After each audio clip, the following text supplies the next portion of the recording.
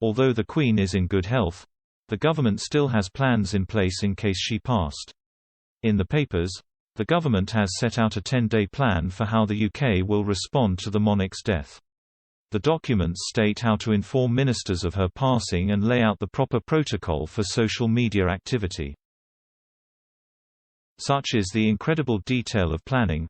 The documents show concern over the time in which flags can be flown at half-mast to honour the Queen, following the news of her death. During an exercise undertaken several years ago, Number 10 expressed concern flags could not be lowered within 10 minutes. While the Queen, 95, is in good health, a Number 10 official had warned Downing Street does not employ a flag officer and therefore may need to rely on an external contractor. The issue is thought to have been resolved.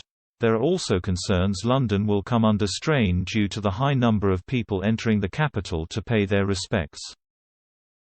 According to Politico, the plans are included under Operation London Bridge, which is the codename a civil servant will tell the Prime Minister.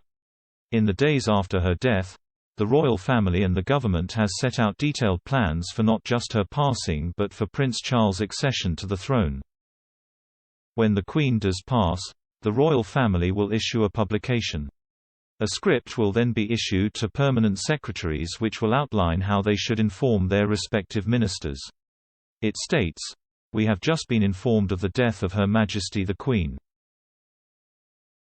Ministers and senior civil servants will also receive an email, a draft of which reads, "Dear colleagues, it is with sadness that I write to inform you of the death of Her Majesty the Queen." A national minute of silence will then be held to honour the monarch.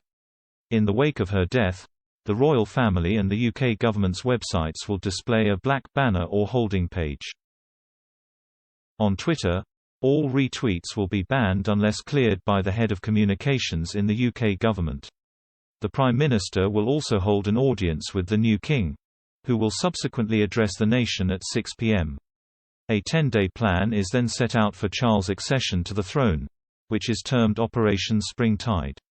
At 10 a.m. the next day, the Accession Council will meet at St James' Palace to proclaim King Charles. On day 2, the Queen's coffin will return to Buckingham Palace or be taken to London if she had been in either Scotland or Norfolk. On day 3 Charles will then begin a tour of the UK starting in Edinburgh.